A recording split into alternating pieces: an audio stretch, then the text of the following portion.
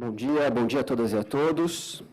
Sejam muito bem-vindos mais uma vez aqui na ASP, Unidade Jardim Paulista. Hoje nós vamos tratar aqui dos sistemas de justiça europeu, modelos comparativos de avaliação. Este é um curso que tem por objetivo debater os sistemas de justiça europeu em seus diversos aspectos a partir de uma perspectiva brasileira, bem como modelos de avaliação em termos de reformas, experiências e resultados.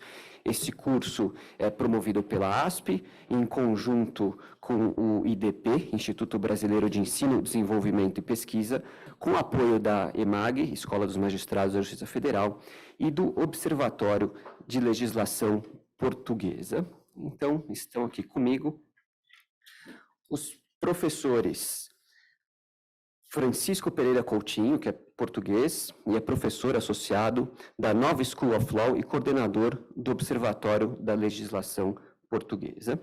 Também está aqui comigo Ricardo Geraldo Rezende Silveira, que será debatedor. Ele é doutor em Direito pela USP, pós-doutor em Direito pela Nova School of Law Lisboa, professor do mestrado do IDP São Paulo e juiz federal. E também, aqui à minha direita, a Mônica Sapucaia Machado, que é doutora em Direito Político e Econômico, coordenadora do mestrado e da graduação em Direito do IDP São Paulo e autora do livro Direito das Mulheres, Educação Superior, Trabalho e Autonomia. Então, vamos começar aqui os trabalhos. Eu já passo a palavra ao professor Francisco Pereira Coutinho. O senhor está com a palavra, professor. Seja muito bem-vindo. Muito obrigado. Muito bom dia a todos.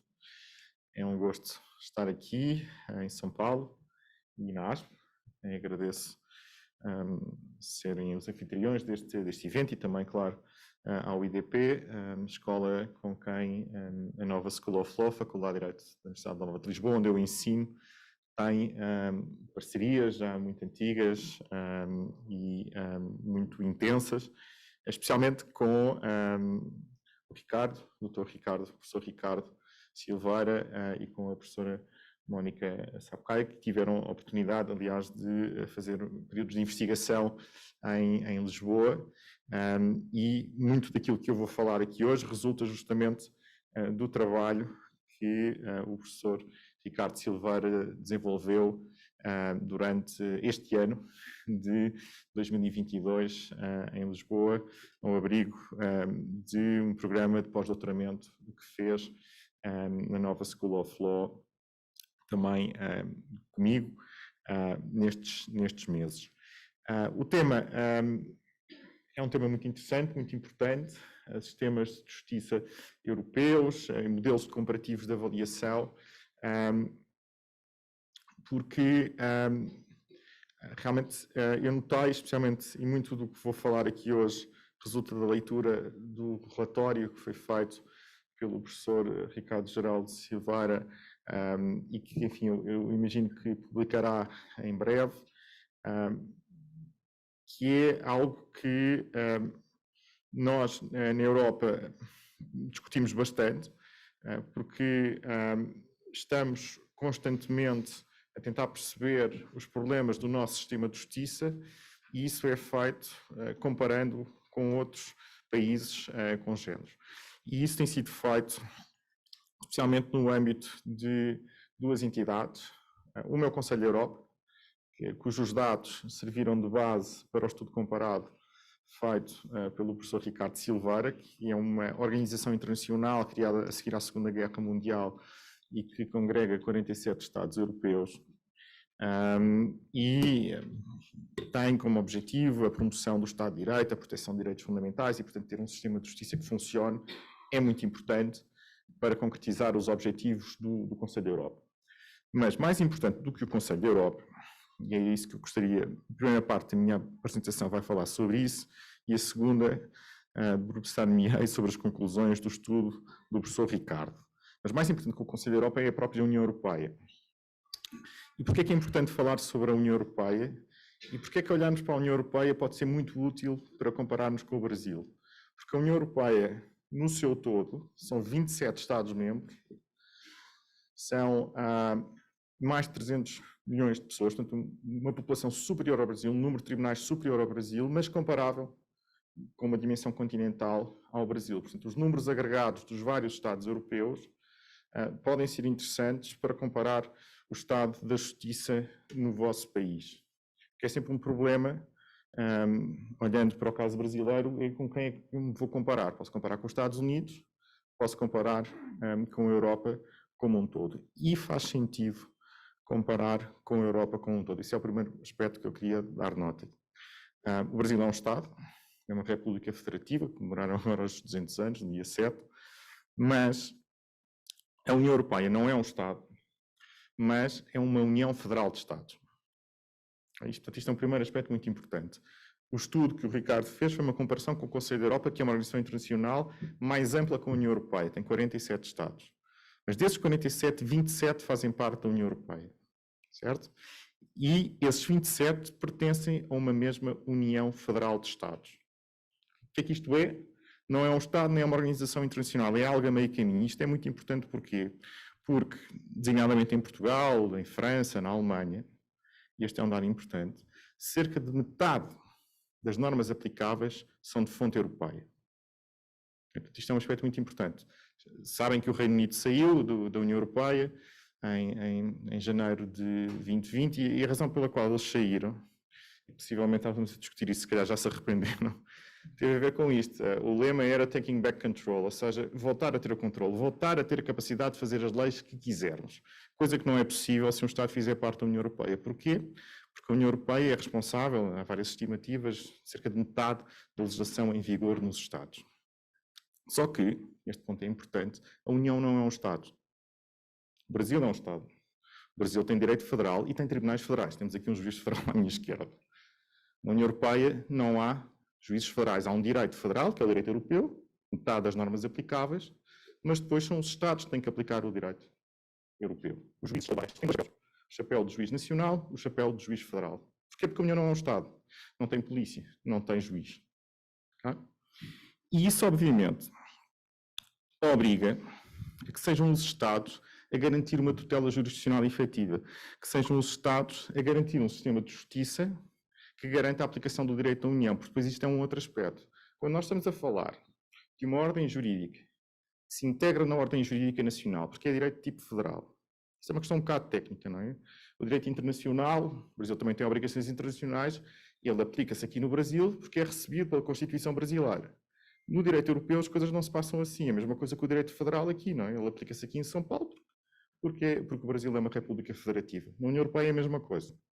O direito europeu aplica-se internamente e tem primazia sobre o direito nacional. E tem que ser aplicado pelos juízes nacionais, com primazia sobre o próprio direito nacional, inclusivamente sobre as constituições nacionais. Seria muito fácil a um Estado simplesmente dizer: bom, eu não quero aplicar estas leis europeias, vou alterar a minha Constituição e, portanto, é contra a Constituição e inconstitucional, não vou aplicar. Se isso fosse assim, não era preciso sair da União Europeia. Bastava alterar a Constituição e tudo aquilo que nós não gostássemos colocaríamos na Constituição. Portanto, isso não é possível. O direito europeu, que resulta justamente de um conjunto de tratados que os Estados assinaram, tem uma natureza constitucional, houve competências que foram transferidas para a União exerce essas competências e, portanto, o direito que resulta do exercício dessas competências tem supremacia sobre o direito nacional. E tudo isto, esta é a parte importante, é garantido pelos Estados, pela Administração Pública Nacional, pelos juízes nacionais. Portanto, é um sistema que funciona desta forma. O que é que acontece se os Estados não cumprem? Se os Estados não cumprem, poderá haver uma ação por incumprimento e os Estados podem ser sancionados com multas. E isso implica uma sanção financeira. Mas tudo funciona nesse sentido, quase como a União fosse uma organização internacional. Porquê? Porque a União não tem um exército, não tem uma forma de executar, implementar o seu direito que não seja através dos próprios Estados. Agora, os Estados têm a obrigação de ter um sistema de justiça funcional e eficaz. E tem essa obrigação porque tem que aplicar o direito europeu. E como o direito europeu corresponde a cerca de 50% de todas as regras aplicáveis, vai-se aplicar a tudo. Claro, há áreas onde eu penso, nunca estudei, onde não há direito europeu. Por exemplo, o direito militar. Mas nós em Portugal já nem sequer temos tribunais militares. Em qualquer outra área, desde o tributário, ao direito laboral, até ao direito sucessório, nós vamos encontrar regras europeias. E o juiz nacional, que está lá pago pelo Estado português, em princípio para aplicar o direito português, jura a Constituição, vai ter que aplicar o direito europeu, mesmo que isso implique violar a Constituição. Porquê que isto é assim? Porque fazemos parte da União Europeia. No limite, isso significa que nós já não somos verdadeiramente soberanos, não é? Porque boa parte das nossas regras já são definidas por outros. Somos soberanos porque podemos fazer como o Reino Unido e ir embora. Não é? Podemos sempre ir embora. A única limitação é que temos que dizer que vamos embora e temos que esperar 2 anos. Até um divórcio demora um bocadinho de tempo. Como se viu no Reino Unido, não sei se recordam, o referendo foi em 2016, eles só saem em 2020, porque aquilo não era tão simples como o primeiro-ministro que saiu agora, Johnson, achava que isto era a coisa mais simples do mundo. Não é, porque não é fácil sair, porém não é fácil sair de uma entidade responsável por metade das regras jurídicas que se aplicam no vosso território. Isso tem que ser tudo negociado, porque a saída imediata ia ter consequências sobre aquele Estado e todos os outros Estados com quem... porque lá está, e isto é uma coisa que vista de fora não se percebe muito bem na União Europeia, que não é um Estado, mas é uma União Federal de Estados. E, portanto, os Estados têm esta obrigação genérica que resulta da circunstância que tem que garantir um sistema de justiça que aplique o direito da União Europeia. E como o direito da União Europeia se vai aplicar em todas as áreas do direito, todos os juízes, todos os tribunais têm que garantir a aplicação do direito da União Europeia. Portanto, vias de recurso necessárias para assegurar uma tutela jurisdicional efetiva. Ora, para ter uma tutela jurisdicional efetiva, eu tenho que ter um sistema de justiça funcional. E isso é uma obrigação que resulta do direito da União Europeia. Já há algumas decisões do Tribunal de Justiça que vão nesse sentido. Nós tivemos uma grande crise em Portugal em 2010, tivemos uma intervenção externa, e houve uma série de medidas um bocadinho draconianas, de restrições orçamentais, e uma das medidas que impactou sobre os juízes foi uma redução do salário. Portanto, os juízes portugueses, em 2011, 2012, 2013, tiveram uma redução salarial que, em alguns casos, chegou a perto, salvo erro, de 20%, 30%. E houve uma associação sindical de juízes que se queixou, dizendo, bom, isto coloca em causa a independência e imparcialidade dos tribunais. E o argumento foi o seguinte: isto foi uma medida do Estado português, porque o Estado português estava sem recursos financeiros para pagar, e, portanto, teve que reduzir o vencimento dos seus magistrados. E a Associação disse, bom, mas isto coloca em causa a nossa independência. Coloca em causa a nossa independência. E como nós também somos juízes europeus e temos que aplicar o direito da União, está aqui em causa o princípio que está nos tratados, que o Estado português tem que assegurar uma tutela jurisdicional efetiva, e isso implica que os magistrados têm que receber com dignamente e tiveram aqui uma redução salarial. E a questão chegou ao Tribunal de Justiça. E foi muito interessante, porque a competência para definir o vencimento dos Estados é uma competência dos Estados, não é uma competência da União. A União adota o direito da União e depois os Estados é que têm que decidir como é que funciona o seu sistema de justiça. Quantos tribunais é que têm? Quantos juízes? Quanto recebem? E se forem à União, vão verificar que nós temos um desfazamento muito maior do que existe, por exemplo, aqui no Brasil. O Ricardo viu esses números. Um juiz na Alemanha ganha, já não me lembro, 10 vezes mais do que um juiz na Bulgária. Uma diferença abismal. Mas essa é uma competência do próprio Estado, porque o nível de desenvolvimento dos Estados europeus é bastante divergente. Só que a questão chegou ao Tribunal de Justiça, e o Tribunal de Justiça disse, tem razão, a Associação Sindical, tem razão. Ainda que essa seja uma competência dos Estados têm a obrigação de garantir tribunais independentes e imparciais. Porquê? Porque têm que aplicar o direito da União. Eles estão lá, não apenas são juízes nacionais, pagos pelos Estados, mas como têm também essa função de aplicar o direito europeu, os Estados têm que garantir essa independência e imparcialidade. Naquele caso concreto, disseram que a independência e imparcialidade não estava em causa. Porquê que não estava em causa? Por 2 razões. Porque não foram só os juízes que viram o seu salário reduzido, foi toda a gente, toda a administração. Não é? Toda a administração. E, portanto, como não era uma medida que se direcionava apenas a restringir o direito à retribuição dos magistrados, o Tribunal considerou que não era uma medida discriminatória e, portanto, não colocava em causa a independência e imparcialidade. E também por uma outra razão, é que os cortes que o Estado português fez foram transitórios. demoraram 3 ou 4 anos, não foram cortes permanentes. Portanto, por essas duas razões, o Tribunal disse que não estava em causa a independência dos juízes. Aliás, isto é uma decisão de 2018, numa altura em que os vencimentos dos juízes já tinham sido todos repostos. E o Tribunal teve esta decisão porque estava a falar sobre o caso português, mas para os polacos ouvirem, porque já na Polónia nós temos agora uma Corte Constitucional, um Tribunal Constitucional, que eles consideram que já não são um tribunal, não são um órgão jurisdicional, já são um órgão político, não é? E, portanto, teve um bocadinho a ver com isso, esta necessidade que nós temos na Europa de garantir independência e imparcialidade.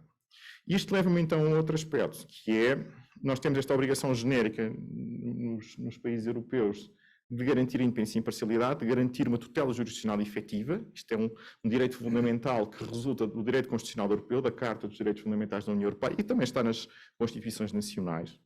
Mas depois, isso é que é um aspecto interessante, até comparando com o Brasil é uma república federativa, mas federalismo a sério vocês vão encontrar na Europa, no sentido em que nós temos ali um laboratório para várias experiências nos Estados, porque nós vamos encontrar uma divergência entre os Estados europeus muito superior àquela que nós vamos encontrar aqui no Brasil, que é um Estado e, portanto, as condições de um juiz no Piauí, no Federal, são as mesmas das condições de um juiz em São Paulo. Exatamente as mesmas. Depois, ao nível estadual, pode haver aqui algumas oscilações. Mas essas oscilações que existem ao nível estadual não têm comparação com as oscilações que existem ao nível europeu, como eu referi há bocado. As condições salariais de um juiz na Alemanha ou na Bulgária são completamente distintas, porque o nível de desenvolvimento da Alemanha e da Bulgária é muito mais divergente do que o nível de desenvolvimento em São Paulo ou no Amapá. Há um grande distanciamento também, mas não é comparável com o que se vai passando na Europa. O que significa que temos então um verdadeiro laboratório de federalismo, no sentido em que nós vamos encontrar, ao nível europeu, uma grande diversidade. O federalismo é isto, unidade na diversidade. Temos um conjunto de regras comuns, mas depois temos regimes divergentes. Vocês cá também têm isto a nível estadual, com estados que têm diferente tipo de condições, mas em relação ao sistema de justiça, provavelmente tenho a impressão que não é tão grande como no caso europeu. Ainda assim, nós podemos agregar, até porque existem estas obrigações dos Estados europeus, agregar os vários Estados europeus e encontrar uma média, que esse foi o trabalho do professor Ricardo, para depois comparar com o exemplo brasileiro. E olhando, segunda parte da minha apresentação, da minha fala, especificamente para o estudo e olhando para os dados europeus, o que é que nós verificamos? Verificamos, em primeiro lugar, um primeiro aspecto que não me surpreende, que é uma conclusão que o Ricardo retirou, que é a seguinte, que na Europa, ao contrário do que tem acontecido aqui, tem havido um aumento gradual e continuado dos orçamentos do sistema de justiça. Mais investimento no sistema de justiça em geral nos países europeus. E um aspecto também foi referido, que há um aumento numa altura, especialmente desde 2010, em que a Europa tem estado em crises sucessivas, algumas crises financeiras, em que tem havido uma restrição nas políticas públicas em vários domínios, mas não no sistema de justiça, onde tem havido um aumento do investimento dos Estados no sistema de justiça. E eu acho que isso não é também resultado justamente da pressão que vem da União, designadamente estes casos, para que os Estados tenham e assegurem uma tutela jurisdicional efetiva, para que assegurem tribunais independentes e imparciais. Portanto, esta obrigação que resulta da pertença à União tem que ser concretizada pelos Estados, porque os tribunais nacionais têm que aplicar o direito da União Europeia. E resulta justamente estes estudos comparados, indo aqui diretamente ao nosso tema. Nós, em Portugal, estamos constantemente a ser comparados a eficiência do nosso sistema de justiça com a eficiência do sistema de justiça em Espanha e em França. Como pertencemos ao mesmo mercado interno e ter uma justiça eficaz é muito importante para o próprio desenvolvimento económico do país, há uma enorme pressão para que o Estado português reforme o seu sistema de justiça para o tornar mais eficiente, mais eficaz. E isso tem levado, e há agora uma grande discussão em Portugal, a soluções muito discutíveis. Tem levado a duas coisas. Em primeiro lugar, a um maior investimento, mais dinheiro. Mas acho que toda a gente sabe que nós não resolvemos os problemas lançando dinheiro sobre os assuntos, não é? Isso não chega, não é? Isso tem sido feito em Portugal. Eu via hoje números, nós temos mais 27% de juízes nos últimos anos. Portanto, um enorme aumento do número de juízes para tentar reduzir as pendências, para ter uma justiça mais célere. O Estado português já foi condenado inúmeras vezes, aliás, nós fomos condenados muitas vezes no Tribunal Europeu dos Direitos Humanos, não é? E somos sucessivamente condenados por violação do artigo 6º, que nos fala do direito de acesso à justiça pela circunstância de termos uma justiça muito demorada. Portanto, as delongas na justiça, uma justiça demorada, segundo o Tribunal Europeu dos Direitos Humanos, significa uma denegação de justiça, porque nós temos sido condenados sucessivamente por termos um sistema que demora muito, muito tempo. Portanto, há aqui pressão que resulta desta comparação com países homólogos e, portanto, há, de facto, isto resulta também desta competição que existe entre os Estados europeus. Justamente, é preciso olhar para a União Europeia justamente como isto, uma União Federal de Estados. Não há fronteiras entre os Estados europeus. As pessoas circulam, o capital circula, os trabalhadores circulam, os criminosos circulam, okay, também. E, portanto, é preciso aqui um sistema de justiça integrado e é preciso que os sistemas comuniquem e funcionem. Portanto, há uma pressão dos Estados e eu acho que este aumento gradual e contínuo dos orçamentos dos Estados europeus resulta justamente desta pressão que existe de os Estados reformarem o seu sistema de justiça para os tornarem mais funcionais, porque isso é importante para a consecução do mercado interno. Existe uma competição entre Estados por recursos e o sistema de justiça tem de funcionar também por essa razão. Claro que no sistema europeu é difícil comparar com o Brasil, porque aqui um juiz estadual pode passar a ser juiz federal e reclamar ao Papa, porque toda a gente fala a mesma língua. Na Europa isso não acontece, quer dizer, não há transferências de juízes de Portugal para a França, etc. Os sistemas são estanques, portanto os Estados têm mesmo que investir em cada um dos seus sistemas para que tudo funcione bem. Olhando para o Brasil, talvez seja o mais interessante, eu retirei daqui alguns dados, talvez depois o professor Ricardo possa comentar, sobre o Brasil, comparando então com os Estados europeus, considerados como um todo, como um bloco. Okay? E eu acho que isso faz todo o sentido considerar os Estados europeus como um bloco se olharmos para a União Europeia como uma União Federal de Estados. E o que é que nós retiramos então da comparação entre o Brasil e a Europa? Em primeiro lugar, algo que todos creio que saberão, estes Estados já eram conhecidos, o Brasil gasta muito dinheiro no sistema de justiça, okay? Em termos comparados. Gasta muito em termos absolutos, em média o dobro dos países europeus, e gasta também muito em termos relativos, na percentagem do PIB, e aqui estamos a falar do múltiplo de 8. Okay? Portanto, o dobro em termos absolutos, 8 vezes mais em termos comparados a nível de PIB. Claro que há aqui uma população muito grande, mas ainda assim é claro que o Brasil gasta muito. E gasta muito também em resultado de uma escolha constitucional. Decidiram que o acesso à justiça seja gratuito. E isso creio eu, não é? O acesso à justiça aqui não há grandes custos, não é? Pelo menos em termos comparados. E isso compara com alguns Estados em que quem usa o sistema de justiça tem que pagar os custos desse sistema de justiça. Portanto, a estimativa, segundo o Ricardo, cerca de 20% do orçamento da justiça é pago por aqueles que acedem à própria justiça. E, portanto, temos aqui este duplo problema, por um lado, gastar muito, e, por outro lado, uma opção constitucional que não é única. Em França também, e outros Estados europeus também, lá está. E na Europa nós vamos encontrar justamente um laboratório de federalismo, Estados que optam por garantir uma justiça completamente gratuita, Estados que optam por ter uma justiça paga pelo utilizador. Portanto, temos esses dois sistemas. E é um bocadinho irrelevante, vamos pedir ao contribuinte que pague a justiça ou vamos pedir que quem usa a justiça a pague. Qual é o problema aqui? Em termos comparados, gastamos muito e é o contribuinte que paga, no essencial, o funcionamento do sistema de justiça. Depois, um outro aspecto interessante, talvez resumindo, eu não sei se de uma forma um bocadinho grosseira, o Brasil tem poucos juízes, bem pagos e muitos funcionários. Aparentemente terá essa a conclusão geral. Tem poucos juízes. Se compararmos, por exemplo, com Portugal, o Brasil, em termos comparados, tem menos de metade dos juízes.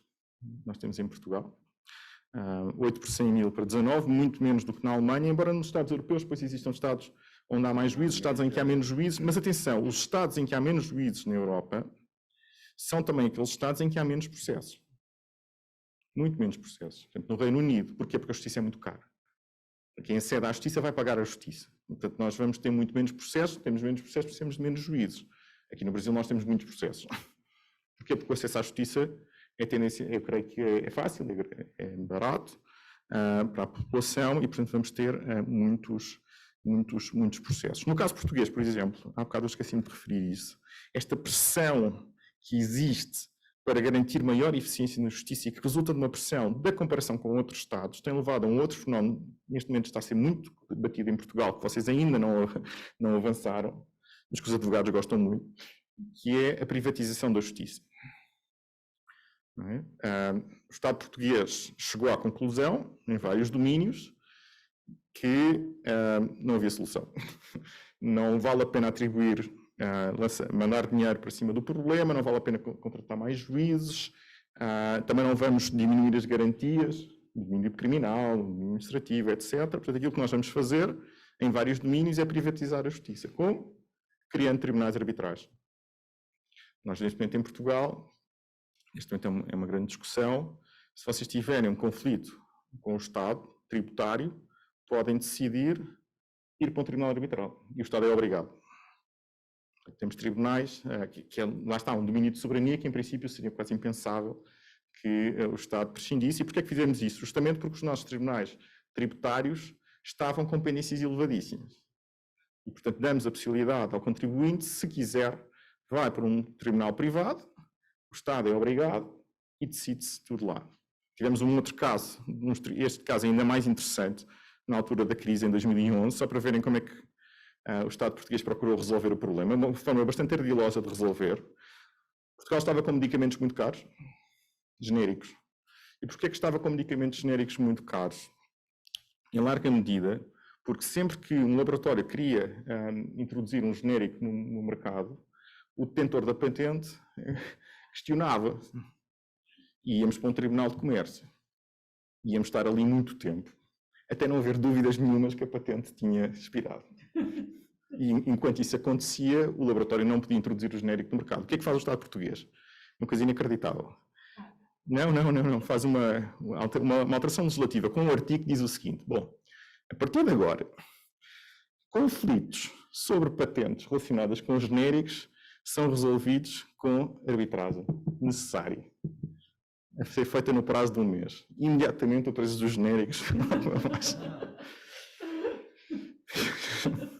E havendo possibilidade de recurso, depois para os tribunais comuns, etc. Mas isto, por exemplo, na arbitragem tributária nós temos também a arbitragem institucionalizada, ou seja, temos um centro de arbitragem que tem uma lista de juízes. Neste caso concreto, os juízes têm uma medida de emergência para baixar o preço. Em 2011 que foi, não, agora não são os tribunais, agora está tudo discutido. E quem são os árbitros?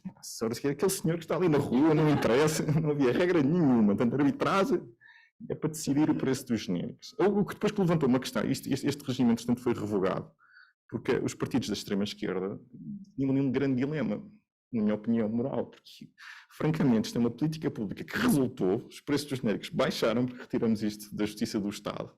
E, portanto, as pessoas mais pobres tiveram acesso a medicamentos muito mais baratos.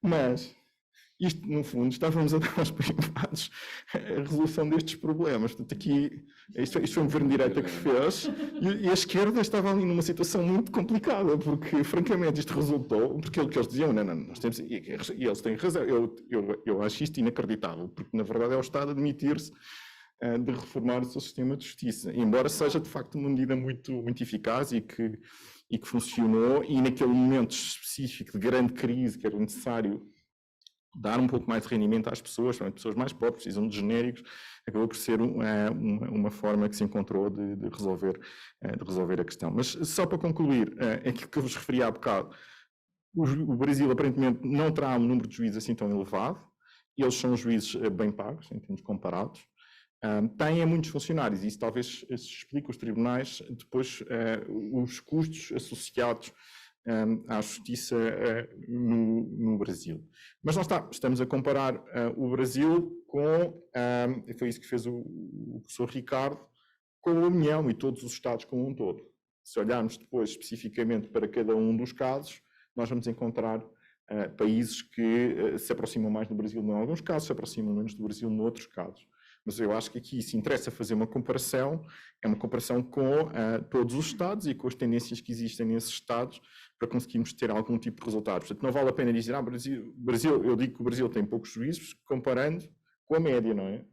Haverá países na Europa que têm muito mais juízes, outros têm até menos, e, portanto, fazer comparações apenas com um Estado em concreto acaba por... é fácil escrever um artigo e dizer nós temos muitos, porque no Reino Unido tem metade, não é? É verdade.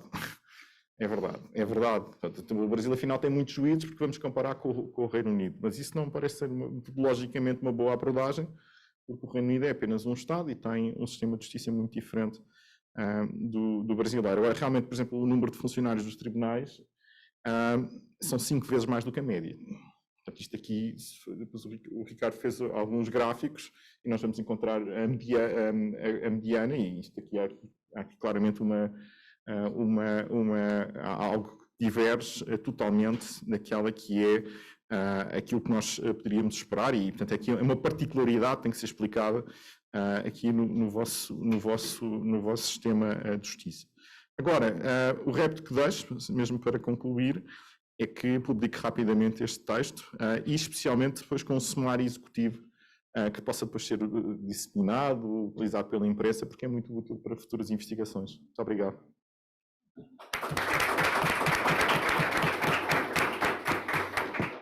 Muito obrigado, professor Francisco. Excelente exposição. Realmente comparar o Brasil com a União Europeia é muito interessante mesmo. São 27 estados, aqui nós temos 26, 300 milhões de habitantes na União Europeia, aqui nós temos por volta de 230. E também, lá, claro, as diferenças entre os estados são mais profundas, né, diferenças culturais, né, começar pela própria língua. Mas aqui nós também temos, né, as nossas diferenças, né, a cultura do cearense é diferente da cultura do gaúcho, que é diferente da do paranaense, do carioca, do paulista. Então, realmente é muito interessante aqui. Claro, nós aqui somos um país, né, vivemos aqui numa república federativa. Mas muito interessante, parabéns. E já vou passar aqui, então, claro, você trouxe aqui também um dado importante, que nós temos poucos juízes no Brasil, então ninguém melhor do que falar sobre isso que o doutor Ricardo, que é juiz federal. Então vamos lá, doutor Ricardo, está com a palavra. Obrigado, Eduardo. Bom dia a todas e a todos. Queria agradecer aqui na pessoa do Eduardo, na pessoa da doutora Flávia, que não pôde estar presente, da doutora Viviane, a recepção que tivemos aqui na ASP. Falo aqui também em nome do IDP, agradeço a doutora Mônica, que é parceira aí de longa data nas nossas iniciativas acadêmicas do IDP. E, bom, obrigado, Eduardo. Foi, assim, uma recepção incrível, porque em pouco tempo conseguimos organizar tudo, a receptividade foi tremenda, o pessoal trabalhou rápido, produziu aí todo o material e a gente conseguiu realizar, porque o Francisco tinha uma agenda apertada, tem diversos compromissos e a gente conseguiu encaixar e deu tudo certo. Então, deixo aqui o meu agradecimento. Queria agradecer também a EMAG e a JUFESP, que nos ajudaram também na organização, e, por fim, aqui, meu amigo Francisco, pela presença, mas também por todo esse apoio ao longo do trabalho que eu desenvolvi lá em Portugal, e enfim, pela amizade, pela essa parceria aí. É um privilégio estar aqui contigo de novo, dividindo essa bancada. Bom, de fato, assim, o que a gente tem trabalhado é a questão mais recentemente, né, a questão da avaliação dos sistemas. O que tem me chamado principalmente a atenção é que o nosso sistema, assim, bom ou mal, ruim ou não tão ruim, enfim, toda essa discussão, ela vai se perdendo na ausência de um critério, né, na ausência de um parâmetro que a gente possa utilizar para efetivamente avaliar o nosso sistema, avaliar nossas escolhas, né? Nossas escolhas constitucionais, nossas escolhas legais, nossas escolhas políticas, a questão da nossa diversidade, como que a gente equaliza essa... Porque, não sei se o Francisco sabe, assim, apesar de, por exemplo, do Amapá ter um PIB per capita que deve ser uma fração do de São Paulo, um juiz no Amapá provavelmente ganha mais que um juiz de São Paulo. Então, assim, você tem uma série de questões aí que não são bem equalizadas no nosso sistema e não são bem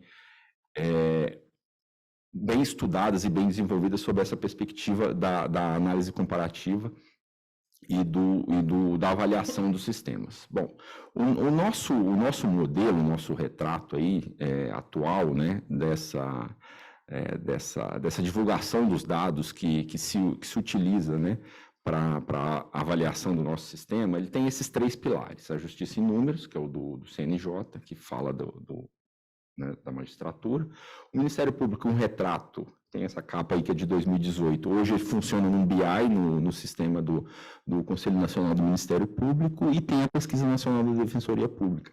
A advocacia não tem, a OAB não divulga um balanço, o que né, me parece uma falha muito grave, assim. Eu acho que a ausência porque o estudo do CEPEG, que eu vou falar na sequência, ele traz, né, o Ministério Público, a advocacia e a magistratura. Então, ele segue, né, essas 3 linhas, e aqui no Brasil a gente já não tem esse trabalho da OAB, nem um trabalho centralizado que trate aí da atividade dos advogados. Então, a gente fica no escuro em relação a essa atividade dos advogados.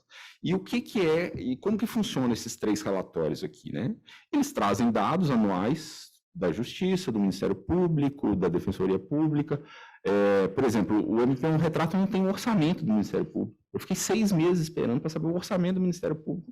Não há o Conselho Nacional do Ministério Público demorou 6 anos para me informar quanto que o Ministério Público do Brasil gasta.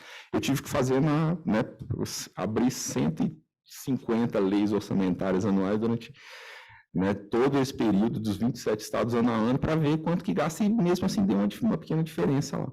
Então, são dados muito, muito básicos, né, que a gente não consegue ter, e não consegue ter não só, e mesmo quando a gente tem, por exemplo, da Defensoria Pública tem, da magistratura tem, bom, o que é isso, né? Isso é muito, isso é pouco, melhorou um pouquinho do ano passado, piorou um pouquinho de 2 anos atrás, e a gente não consegue ter esse parâmetro em relação a outros países, como a Europa tem, e essa comparação é que induz as mudanças, induz as reformas, quase que obriga, em muitos casos, essas reformas.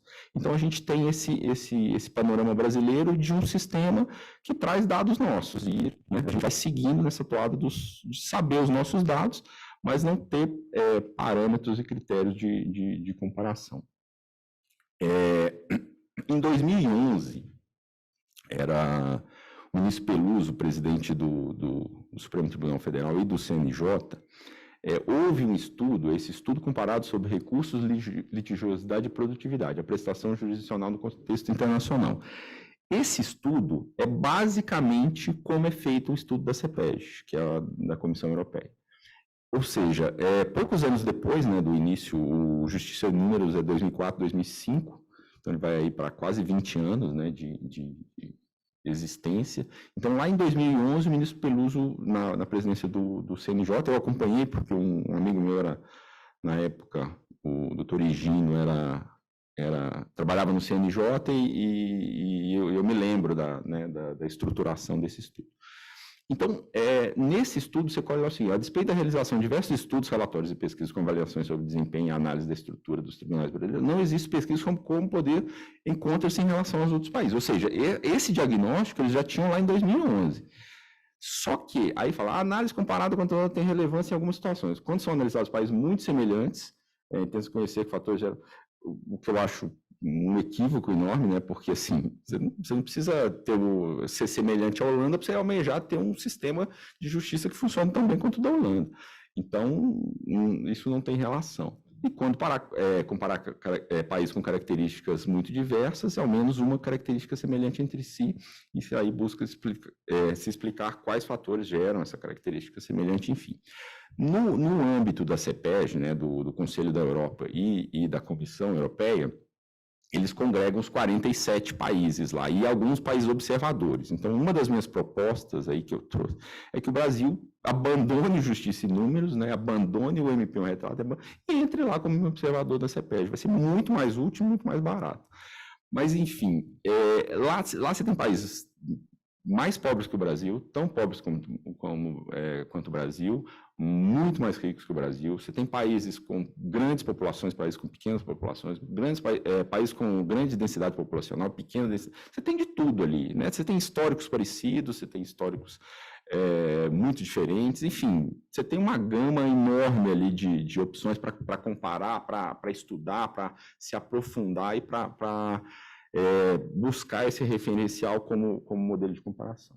Nesse estudo comparado de 2011, e aí tem peguei 2 quadrinhos lá aleatórios, né? E aí veio, por exemplo, juízes por 100 mil habitantes. Aí tá o Brasil ali, assim, tem pouco, mas não é tão pouco assim, né? E aí falou, bom, o Uruguai tem 14, a Colômbia tem 11, Bolívia, Estados Unidos, Peru, Venezuela, Chile. Então aqui esse recorte, né, da América, bom, a gente está acima da média. Aí tem um outro gráfico que era esse orçamento em relação ao PIB, né? Aí você fala, bom, realmente tá uns números meio estranhos, né? O Brasil tem várias vezes a média. E aí hoje isso continua, assim, nosso sistema de justiça, porque o CEPEJ trabalha com três grandes números em relação ao orçamento. O primeiro é o World Justice System, que pega todo o sistema, que vai desde prisões, o Ministério da Justiça, o Probation Service, todo esse sistema, esse orçamento do World Justice System. Você tem o do Judicial System, que é o Ministério Público, Magistratura e Defensoria Pública. Esse é o mais importante, que é um número bem exato, assim, um recorte institucional de praticamente todos os países. É muito bem feito, então você consegue comparar exatamente quanto cada um gasta, né, com cada... E o do sistema de justiça mesmo, o sistema judicial da magistratura. Quando eu acho, né, que isso aí é um achismo meu, que quando o CNJ se deparou com esses números, ele falou, eu acho melhor a gente manter o Justiça em Números mesmo, isso aqui vai dar muito pano para manga, isso aqui vai dar muito falatório, realmente tá estranho, e tem muita coisa estranha, né, nos nossos dados aqui, a gente vai ter que explicar muita coisa e tal. Esse é o sistema da CEPEJ, né? Como que eles fazem na Europa, que eu acho que a gente deveria se integrar. Por exemplo, Marrocos é um país observador, Israel é um país observador, tem vários outros observadores, né? Que se integram à CEPEJ, fornecem dados à CEPEJ e entram lá no estudo. Eles só não entram nas médias e nas medianas, porque, né? Para não alterar em relação aos países da Europa, mas, enfim, eles estão lá e, para eles, é de grande valia esse estudo. O relatório da CEPEJ, ele é feito a cada 2 anos, né? Eu fiz o meu recorte a partir desse, que é 2020, data 2018, por causa da pandemia, então eu imagino que o 2022, data 2020, ele vai estar com uma série de questões aí que a gente vai precisar aprofundar um pouco mais, porque devem ter havido diversas variações aí em virtude da pandemia, desse período de pandemia. A cada 2 anos, eles coletam os dados de todos esses estados, né? Tratam esses dados, conferem esses dados, né? Justificam esses dados. Tem países, né, que, por exemplo, não adotam o euro, então eles criaram uma metodologia para equiparação da moeda, enfim. Então, a partir do tratamento desses dados, eles colocam todos esses dados em gráficos e fazem análises a respeito de todos esses países, dos 47 países. Não são todos que prestam todos os dados, alguns dados são difíceis mesmo de a gente enquadrar, para o Brasil também foi difícil, mas, assim, dentro da sistemática lá, pelo menos o que eu consegui enquadrar foi um número bastante razoável, assim, muito maior do que a maioria dos países, né? Tirando os países centrais lá que fornecem praticamente todos os dados. Então, a cada 2 anos divulga esse relatório, e a partir desse relatório a CEPEJ vai aprofundando em cima desses dados. Fala, bom, por que Portugal está gastando tanto? Bom, vamos ver, vamos analisar. Aconteceu isso, aconteceu uma reforma, o salário dos juízes que estava reduzido pelas medidas da crise voltou... Se busca explicação para números distantes, né? Então, na sistemática da União Europeia, você tem esse parâmetro a cada 2 anos. Fala, Bom, meu sistema gasta muito, gasta pouco, meu sistema é rápido ou é lento. Na área da professora Mônica, como que as mulheres se inserem nesse sistema, né? O glass ceiling lá está sendo quebrado. Como estão as mulheres na advocacia, nos tribunais, no Ministério Público, nas chefias, elas alcançam igualdade de condições? Os advogados, os números de advogados, remuneração de advogados, qual que é as áreas de atuação desses advogados, quantidade de processo resolvido por acordo, enfim, tem todos esses dados lá, e aí cada país vai se enquadrando e vai se ajeitando em toda aquela estrutura, né? Essa aqui é uma das tabelas da CEPEG, assim, a primeira tabela. Então, você vai ver dados gerais, assim, né? E aí eu coloquei o do Brasil embaixo. Você tem a população, você tem o PIB per capita, você tem o salário médio, você tem os gastos, né, da coisa. Então, todo o trabalho da CEPEG é desenvolvido a partir de tabelas como essa aqui, que trazem os dados de todos os países. Você consegue fazer as aproximações. Uma questão interessante que tem lá é que eles fazem 4 grupos, né? Então, vários gráficos eles dividem em 4 grupos a partir do PIB per capita. Então, tem os países mais pobres, os países intermediários, um pouco mais ricos e os países muito ricos. Então, eles fazem esses 4, o Brasil se inseriria ali no primeiro grupo dos países mais pobres, mas não, né, dos menores PIBs per capita, e aí ele desenvolve a partir, o que facilita essa comparação, né, para uma série de questões. Esse é um outro gráfico, né? Esse aí é o número de profissionais por juiz, assim. A gente viu lá por aquela comparação que eu tenho 100 gráficos desses aí no trabalho, né? Então, eu trouxe só alguns poucos exemplos aqui. Esse é um pouco chocante, porque é da bolinha, né? O modelo do gráfico, essa bolinha ficou bem grande. E realmente é um número assustador, assim, né? A gente tem muito funcionário, a gente não tem poucos juízes, a gente tem... bom, comparado com a Europa, a gente tem pouco, mas é uma realidade diferente, mas a gente tem muito funcionário. E aí, assim, como a gente tem muito juiz, muito funcionário, todo mundo ganha muito bem, e é uma massa crescente, né? Essa massa absorve 90% do orçamento do judiciário, e o orçamento do judiciário hoje atinge 1,5% do PIB brasileiro. É tipo 10 vezes mais do que né, a média dos países. E aí a gente vai tratar desse tema, porque esse número está lá no Justiça e Número, ele está lá há muito tempo, 1,4, 1,3, 1,5, esse número sempre está lá. Mas na hora que você olha o gráfico e está o Brasil com 10 vezes mais do que todo mundo, você fala, opa, peraí, esse número está estranho. Só que no Justiça e Número, esse número não parece estranho, né? Ele fica lá solto, então ele é um número comum ali. Agora, né, no gráfico eu devia ter colocado esse gráfico, ele é bem chocante também, assim, uma barra, né, que eu tive até que mexer na estrutura do gráfico, porque no gráfico original não tinha o número lá para alcançar o Brasil. Então, assim, são muitos gráficos, né? Aí, bom, um outro ponto, e o Francisco tocou nisso também, né, que é a questão do desempenho do sistema de justiça, do sistema de resolução de conflitos, né, que é uma parcela ali, uma parcela muito relevante da atividade estatal para o desenvolvimento do país, para o desenvolvimento daquela sociedade, não só para o desenvolvimento econômico, né, para o desenvolvimento socioeconômico daquela sociedade. Você tem um modelo que garanta ali, até em termos de direitos humanos, de cidadania e tal, que garanta uma efetiva prestação desse serviço público, né? E é um serviço público, né? A atividade de resolução de conflitos é um serviço público. Depois a gente vai ver, assim, outros, né? Vou falar rapidamente de outros pontos de outros países, mas tem 2 estudos aqui, e são vários desses estudos, né? Na Europa isso é muito difundido, né? A Itália é um exemplo claro, mas, bom, aqui esse estudo do professor Frans van Dijk, que diz que a qualidade da infraestrutura do sistema legal da Holanda, comparada com a média dos outros países, é responsável a longo prazo por 0,8% do seu crescimento econômico anual. Ou seja, você tem um plus aí de crescimento anual do PIB de 0,8%, graças à qualidade do sistema.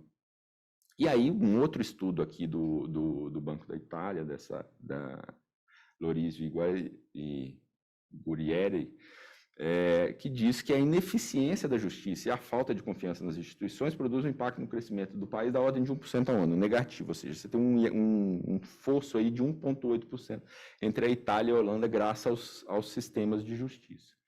E aí eu fiquei pensando, assim, tem alguns anos que eu me pergunto isso, né? Tipo, professora Mônica, né? Professor Eduardo, por que a gente ficou 40 anos estudando pelos autores italianos processo civil, né? 3 gerações de autores italianos, se o sistema, né? Se eles têm uma âncora de 1% do PIB lá. Então, desde Liebman, né? Você tem Liebman, Chiovenda, Carnelucci, Calamandrei, Vigoriti, enfim, uma série, foram sucessivas gerações de processualistas italianos. Você já estudou algum autor holandês? Não, eu também nunca estudei um autor holandês. Então, assim, isso na faculdade, você fala assim, não, mas não faz nenhum sentido, eu quero estudar eu quero estudar o da Holanda, eu quero estudar o que funciona, não quero estudar o que não funciona, né? Que também não, assim, ela funciona porque ela tem muito dinheiro, então né, lá tudo funciona, mas assim, a muita custa. Então é muito complicado esse negócio. Só que, assim, sem a comparação, né, sem o choque das realidades, a gente passa por isso de uma forma muito tranquila e acaba, né, deixando de levar em consideração uma série de coisas que são muito importantes. Na Austrália, recentemente, também numa reforma nessa questão da melhoria da qualidade do sistema judiciário, na Austrália eles têm um CEO do sistema. Né? Hoje você tem um sujeito lá, que é o administrador do sistema judicial, que fala, vai comprar isso, vai comprar aquilo, o salário é tanto, não sei o que é tanto. Não sei. E esse sujeito, né, que é um profissional que veio da iniciativa privada, que está lá responsável por gerir essa máquina de forma absolutamente profissional, ele presta contas ao executivo, presta contas ao parlamento e se não for eficiente, ele é demitido. Então, você não tem um ministro lá que vai falar, então, vamos construir um prédio, ou vamos fazer investimento aqui, investimento assim, assado, enfim. Não, você tem um CEO que é um cara... Então, a gente tem modelos mundo afora, né? Tem realidades muito afora de análises que são feitas e reformas, né, que se realizam a partir dessas análises, que são muitíssimo interessantes, são coisas que a gente, né, deveria parar para pensar. E assim, a gente é muito travado, né, em relação a mudanças, a alterações, o que pode, o que não pode. Mas assim, né, na época da crise lá em Portugal, eu acho que o sentimento deve ter sido, né, bom, é possível reduzir salário, é possível, não sei, várias coisas que a Constituição, né, aparentemente travava, impedia, foi feito. Você tem uma jurisprudência de crise do Tribunal Constitucional Português absolutamente interessante. Fala, gente, a realidade, em determinado momento, ela se impõe, né? Então, assim, a nossa realidade a gente, né, tem um sistema que não funciona, mas é uma particularidade brasileira. É uma particularidade brasileira, como muitas outras, que a gente precisa melhorar, né? Que a gente precisa mudar e que a gente precisa trabalhar para sair disso. Esse aqui é um tipo esse é um quadro do estudo do professor Van Dijk. É o tipo de pesquisa e de número de dado que aparece nas análises da Holanda em relação às medidas que são efetuadas. Então, por exemplo, vamos excluir tantos tribunais, vamos fazer uma reforma dos tribunais, vamos juntar, não sei o quê. X tempo depois, na ponta do lápis, quanto que deu isso? Quantos processos foram julgados a mais? Quanto que se gastou a menos? Qual que a qualidade das decisões se alterou? Vamos fazer essa decisão por amostragem?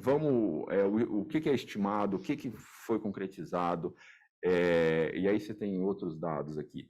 Civil Law 6, não sei o que, a redução, a satisfação geral aumentou. Então, tudo é medido, tudo é calculado, tudo é pensado. E aí, assim, não deu certo, faz de novo. E a gente, nós estamos aí indo para 10 anos do Código de Processo Civil. Alguém já pensou em parar e falar assim, aqui, 10 anos não melhorou não, gente, não funcionou não, vamos mudar esse código. né? Ah, não, mas é um código muito legal, tem várias contribuições, né? Tem muito autor brasileiro bom ali que deixou lá sua marca para a posteridade. Não, alguém vai falar assim, ó, porque isso na Europa é muito claro, né? Assim, a gente tem, para a eficiência do sistema, tem três vertentes, né? Cost, time e reactive. Quanto custa? Primeira coisa, quanto custa, né? Então, assim, tá caro, tá barato, orçamento, vamos conversar. É primeiro item da pauta, né? O tempo do processo, ou seja, esse artigo 6 lá, ele a Itália toma todo dia lá uma condenação, tem uma lei especial lá, a lei de Pinto, que, né, veio para correr com os processos para não tomar condenação no tribunal, mas mesmo assim não funciona e eles acabam tomando. Mas o tempo dos processos, qual que é o, né, e a qualidade das decisões, ou seja, daqui em algum momento, né, se fizer o recorte do quanto tempo que um juiz gasta para dar uma decisão hoje, porque assim, não aumentou tanto o número de juízes, aumentou a produtividade dos juízes. Fala, bom, se aumentou a produtividade dos juízes, você tem que dividir o tempo do juiz para aquela coisa. X minutos, por exemplo, 5 minutos de um ministro, é um tempo necessário para, né, dar qualidade para uma decisão judicial? Ou você pode imaginar que não, que é um tempo insuficiente. Então, medir essas coisas, né, e o resultado dessas medidas ter consequência é fundamental. E aí tem um último quadro aqui, aí, dados, né, os benefícios em euro, é tudo medido em coisa. E aí, no final, como percentual do PIB, as medidas, né, das reformas do sistema holandês impactaram em benefícios de 0,13% a 0,16% do PIB. 0,13% a 0,16% do PIB é justamente o que eles gastam com o sistema de justiça dele. Eles economizaram tudo que eles... Com uma reforma, eles economizaram justamente tudo o que eles gastam. É como se o Brasil tivesse economizado numa reforma do sistema de justiça não, mais do que isso. 160 bilhões de reais por ano. Com uma reforma do sistema. Então, assim, é muito mais objetivo a abordagem, né? Então, assim, ó, vamos fazer, vamos controlar aqui, melhorou isso, melhorou aquilo, não, vamos seguir, vamos ver como, né, como que a gente faz com a qualidade das decisões, como que a gente vai analisar a qualidade das decisões, como que a gente vai analisar o tempo do processo e quanto que está custando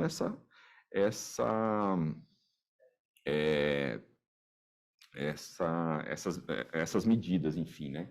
Esse aqui são os objetivos da reforma do sistema inglês. Uma das coisas que eu achei muito interessante, né, foi, né, nessa época a gente estava estudando, estava discutindo ainda o nosso código, né, e a gente estudava bastante a reforma do sistema inglês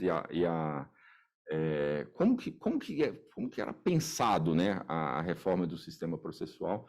E é muito mais, também achei muito mais racional o modelo, né? Eu acho que a gente tinha isso no Brasil e acabou se perdendo um pouco.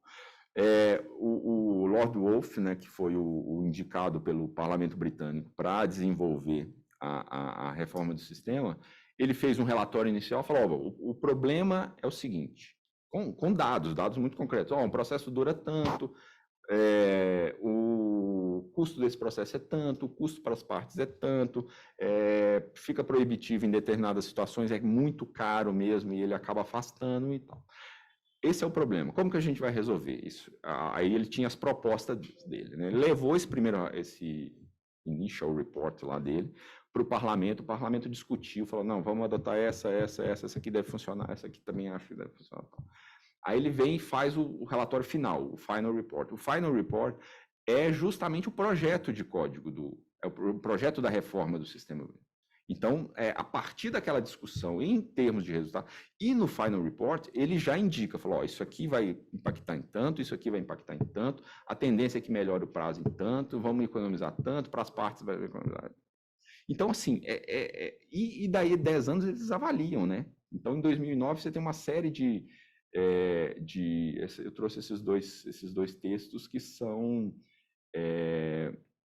são as reanálises que foram feitas após os 10 anos da reforma, dizendo, funcionou, o que funcionou, o que não funcionou, o que precisa ainda melhorar, como que se faz para melhorar isso aí nessa segunda leva. Então, 10 anos depois, veio um novo relatório, já não era o Lord Wolf, acho que ele já estava muito velhinho, e aí veio já com as reformas complementares para se atingir o objetivo final.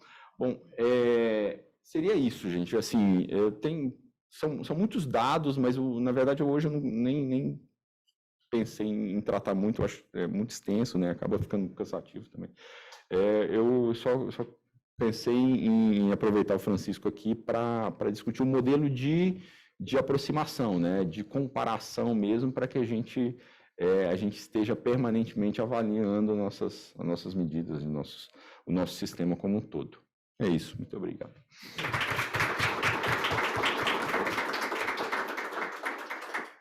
Ricardo, obrigado.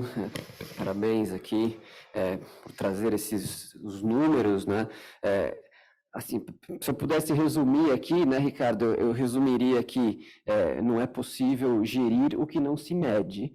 Então, assim, não é apenas, quando a gente fala, né, em observação, não é apenas uma observação que, olha só os números, né? É fundamental isso para a gestão do sistema. E como o Ricardo trouxe, aqui no Brasil nós estamos muito atrasados nisso, tanto magistratura, Ministério Público, a própria OAB também, né, fazendo aqui a nossa culpa também que não divulga, né, os números. Então, esses números são fundamentais. É impossível gerir se você não mede. O exemplo, né, básico é do seu próprio carro ali, né? Se você não tem um ponteiro de combustível, como é que você vai gerir o seu combustível, né? Um avião, se você não tem ali o painel, você não sabe se você está subindo, se você está descendo, se você vai bater. Então, realmente é fundamental essa medição, observar esses números e ter isso sistematizado anualmente ou bianualmente para que as decisões, né, possam ser tomadas com base realmente nos números. E eu já vou passar aqui, então, a palavra para a Mônica, para a sua exposição. Mônica, você tem a palavra aqui. Bom dia a todos e todas. É um prazer para mim estar aqui. Na verdade, eu estou aqui de enxerida, porque esse não é meu tema, mas queria começar agradecendo tanto ao professor Ricardo quanto ao professor Francisco pela disposição de trazer esse debate à tona, né? Duas sensações que eu tive aqui nas falas. A primeira foi o professor Francisco falando do problema da esquerda no debate sobre os medicamentos, e um dos grandes traumas que a pós-graduação me deu foi quando eu descobri que tinha que pagar os direitos. Fiquei arrasada. A tristeza muito grande quando eu descobri que não bastava exigi-los, né? Precisava fazer uma conta para pagar. E eu me lembro muito da primeira conversa com o Ricardo, quando ele estava terminando o doutorado, quando eu descobri um juiz que questionava o 1,5% do PIB ser gasto com essa estrutura de justiça, que é um assunto tão impressionante quanto as outras questões brasileiras que se colocam, né, e que a gente não tem muito carinho com os dados científicos, a gente costuma não dar tanto valor para eles. Então, para trazer aqui para o nosso debate uma cor, talvez uma materialidade no que se está discutindo, eu queria só fazer um recorte sobre a questão das mulheres em relação aos direitos, né? Eu não sei se é possível colocar... obrigada. Aqui. Então, aponta ali, muita tecnologia. Então, o que acho que... como é que faz? Você consegue? Não sei se põe aqui. Acho que é mais... isso. Então, o que eu acho que é muito interessante, acho que o Francisco já rapidamente facilitou explicando isso, é a gente pensar nos países que são possíveis de nos comparar, né? É muito complicado a gente comparar, por exemplo, a realidade brasileira com a realidade portuguesa, quando a gente está trabalhando com 230 milhões versus 10 milhões. Agora, quando a gente está trabalhando, né, com espaços grandes, né, com lugares onde a população é grande, diversa, né, é muito mais fácil a gente trazer. Então, acho que isso é muito interessante, pensar na Europa como uma confederação, talvez, não uma federação, porque é um espaço, né, que você pode se retirar, diferente dos nossos estados aqui, mas que tem uma unidade também, como se pensar. Então, é muito interessante pensar o que é. Então, esse sistema de justiça europeu, né, que garantir o respeito do direito na interpretação e na aplicação dos tratados, então, botar na mesa, fazer virar, né, algo que aquele organismo, aquele país concordou, acho que isso é uma coisa, né, muito interessante da gente pensar. Né? O país quis fazer parte daquele agrupamento, ele está ali por vontade. Então, isso é uma coisa interessante da gente dialogar, porque nós também, né, nós fazemos parte de uma decisão política de ser uma federação. E essa decisão política, ela se refez em 1988, quando a gente não só decide ser uma federação, né, que nós já éramos, como nós decidimos dar aos municípios esse lugar de ente da federação. Então, a gente tem 5.500, né, mais 5.600, né, municípios numa estrutura de diálogo, né, e de execução de direitos, de responsabilidade. Então, como que a gente conversa para isso se transformar em algo efetivo para a população que ali vive? Né? Talvez essa seja a nossa maior dificuldade administrativa. Né? Então, quando a gente acha que São Paulo e Varre-Sai têm as mesmas condições administrativas de executar o trabalho, e a gente sabe que isso não é verdade. Né? E, principalmente, se a gente não entrega aos municípios menores, né, as informações, o método, a fórmula para poder fazer cumprir a Carta de Direitos. Então, acho que isso é uma coisa importante da gente pensar. Vamos passar daqui. Bom, então, em relação às mulheres, eu achei muito interessante isso. Então, o Tratado da União Europeia de 92, ele vai falar, né, a igualdade entre homens e mulheres, nos que refere a oportunidades no mercado de trabalho e ao tratamento no trabalho. Vai ter no artigo 6º, cada Estado-membro, né, assegurará a aplicação dos princípios da igualdade de remuneração entre trabalhadores masculinos e femininos para o trabalho igual. Eu achei interessante que já ele apresenta a possibilidade de cotas, a possibilidade de ações afirmativas, né, medidas que prevejam regalias específicas, caso necessário, os estados estão autorizados. Bom, então a lógica aí é o foco na igualdade profissional, né? Então, a lógica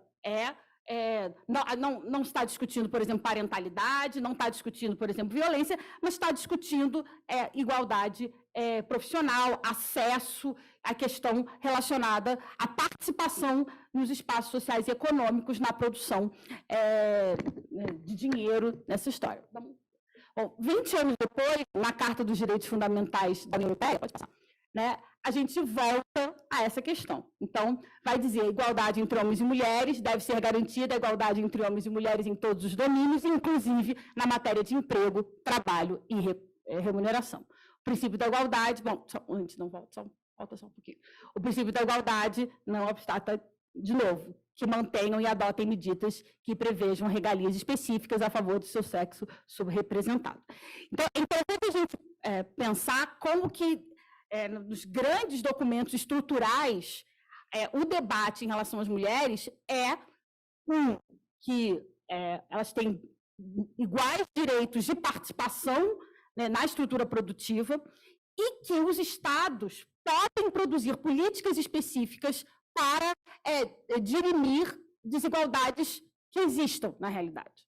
Né? Então, essa é uma constatação que corre, né, toda a estrutura jurídica da União Europeia. Toda a estrutura vai conversar com esse direito fundamental. Né? Então, pode passar. E aí, você vai ter uma série de diretivas que são esses instrumentos que vão, né, conversar com todos os regramentos estatais, todos os estados vão ter que submeter essas estruturas, e aí sim elas vão tratar de milhares de assuntos. É muito interessante você olhar, aí fazendo uma conversa com o que o professor Ricardo aqui trouxe, como as diretivas, elas vão e voltam. Então, em determinado momento, elas dizem, olha, aí depois elas dizem, sabe aquilo que a gente falou lá em 99? Não, vamos mudar aqui, ó. Em 2006, a gente entendeu que não funcionou muito bem e a gente vai funcionar dessa forma. E aí, pode passar. Bom, e aí, interessante é que, como que eles conseguem fazer esse caminho? Através dos dados.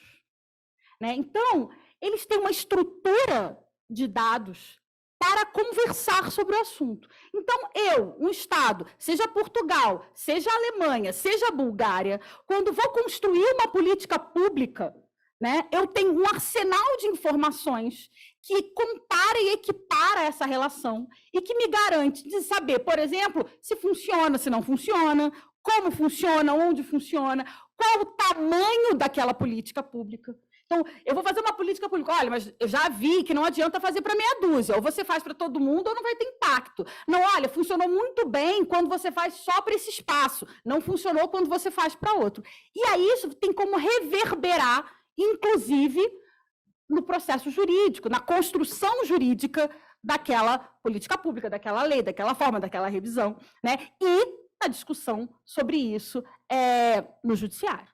Então, eles têm a Eurolex, onde você vai pegar, todo mundo tem acesso. Então, isso é uma coisa interessante. Está ali organizado para você saber, né, quais são, como o professor Francisco, 50% da legislação, né, ou das normas são da União Europeia. Bom, então, para você construir uma norma, para você construir uma política pública, você precisa saber se você está cumprindo, né, com todas essas diretivas. Então, tem que saber se eu estou correspondendo às minhas obrigações. Como que eu sei? Eu tenho tudo. Eles têm uma produção estatística constante e que tem uma característica muito interessante para nós aqui, que são os mesmos quesitos. Os quesitos podem ser aumentados, mas eles não são modificados aleatoriamente. Claro, pode ser que em um determinado momento, determinado quesito perca importância, né? Então, vamos tirar.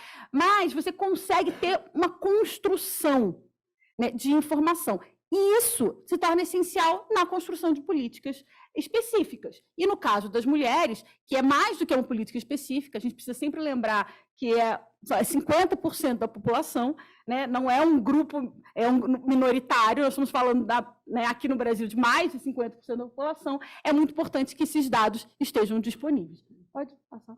Bom, então, e aí, ó, eles vão ter todos esses instrumentos, né? Então, eles vão ter uma estratégia feita pelo Conselho da Europa, e essa estratégia ela é de 5 em 5 anos, então agora eles estão de 2021 para 2025, onde eles, produzido pelo Conselho Europeu, ele diz ali, olha, aqui é um problema, aqui foi solução. Então, se no teu país, aqui, que foi solução para todo mundo, continua sendo um problema, corre para, né, dar um jeito de resolver. Aqui está faltando, aqui não está faltando. Eles têm o Instituto Europeu para a Igualdade de Gênero, que ranqueia e diz, olha, a igualdade de gênero é muito boa nesse país e não é tão boa aqui. É muito boa nesse país em relação a esse ponto, mas não é em relação a esse ponto.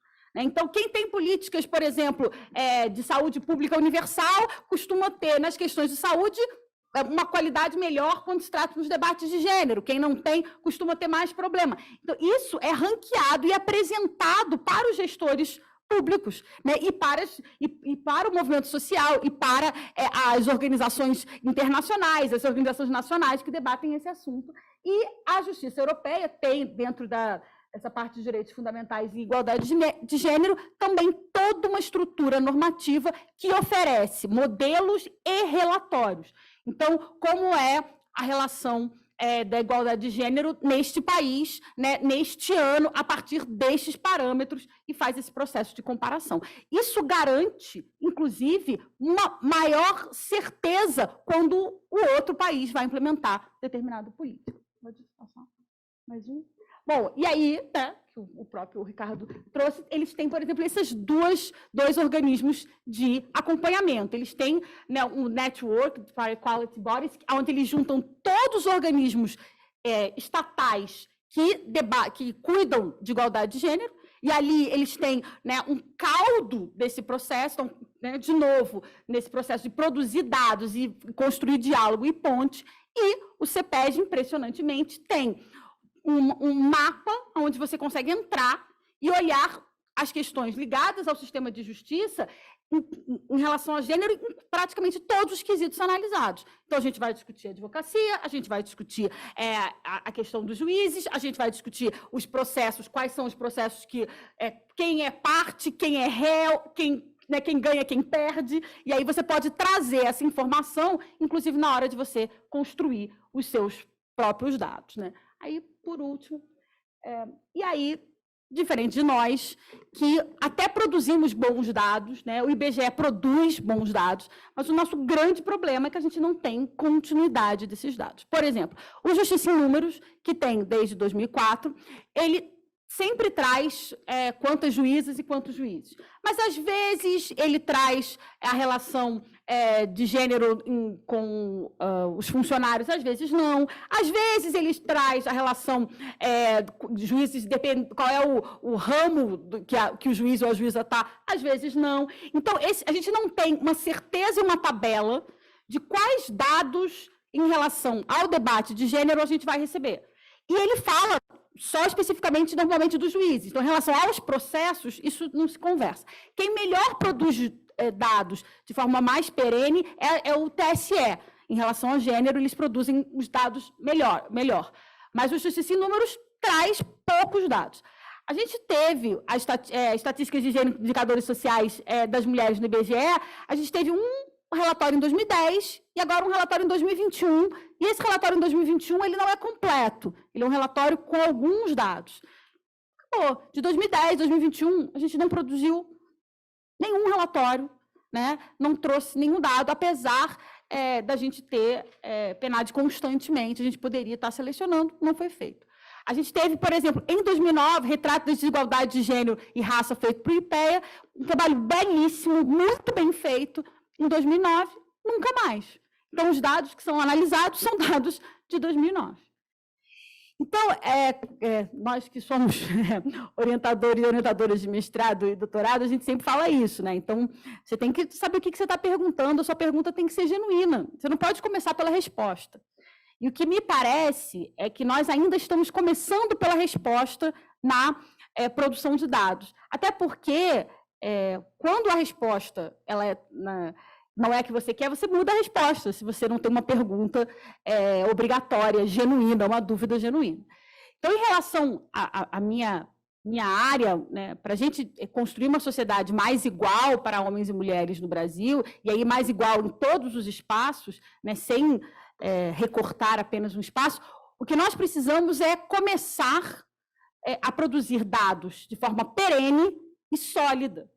E o espaço da justiça um lugar excelente para produzir um retrato da desigualdade efetiva do Brasil. Por quê? Porque isso é muito grande, são 100 milhões de processos, 20 milhões de julgamentos, né, por ano, a gente tem uma produção inacreditável. Então, ali tem um retrato de uma realidade, principalmente do diálogo do cidadão e da cidadã com o Estado brasileiro, que é o grande litigante. Então, isso poderia nos dar condição de produzir política pública de melhor qualidade e de exigir com melhor qualidade também. Porque é importante, inclusive, para fazer o debate, porque senão a gente fica pedindo coisas que não dá para pagar ou coisas que, na verdade, não vão resultar em boas mudanças, mas como a gente não sabe, a gente fica na mesma tecla com a mesma pauta. Então, era só para fazer um vínculo, né, material com o que a gente está debatendo aqui e convidar todo mundo a estudar este assunto. Acho que essa é a grande lição desse debate. Obrigada, gente.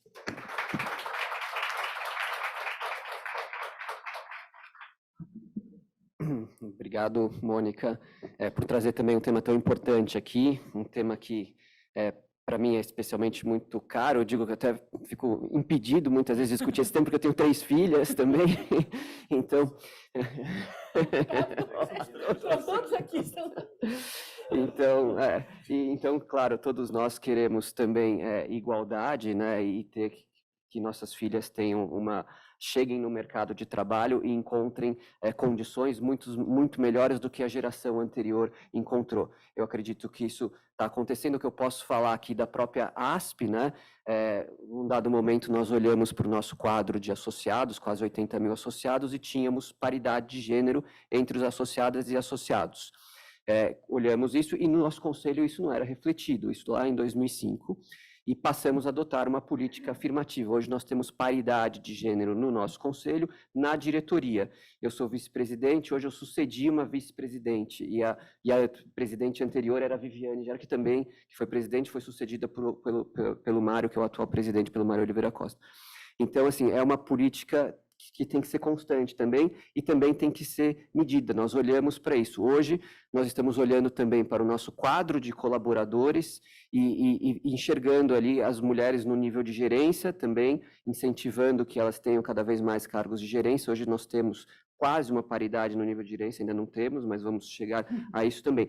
E estamos também olhando hoje para a questão da diversidade também, né? Então, fizemos um censo na nossa base, né, para poder identificar e adotar essas políticas. Agora nós temos uma comissão que foi criada recentemente, uma comissão antirracista e uma comissão de diversidade. São duas comissões que vão ser permanentes aqui dentro da ASP. Então, assim, gostaria de agradecer aos nossos 3 palestrantes aqui de hoje pelas excelentes exposições, e vamos abrir aqui para perguntas. As perguntas têm que ser feitas no microfone. A Sara vai trazer aqui, porque nós temos mais de 130 inscritos que estão nos acompanhando online. Por favor. Okay.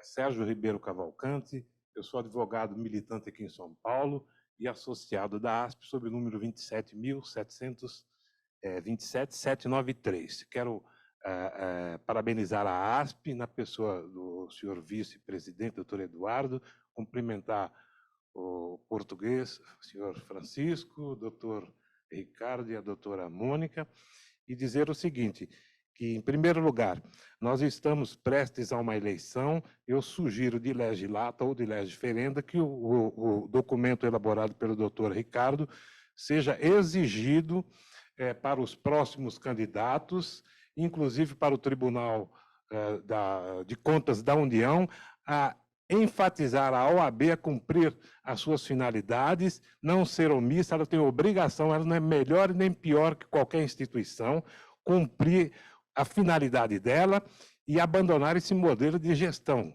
de omissão, tem que ser transparente, não é só no discurso. Depois, pelo pouco que eu ouvi do doutor Ricardo, me parece que o trabalho dele, eu gostaria, inclusive, de ter acesso, é altamente impactante, na medida em que ele provoca o contraste entre a falta de critério e paradigmas para nós fazermos uma boa ciência, porque ficamos divagando, flutuando sem eira e nem beira.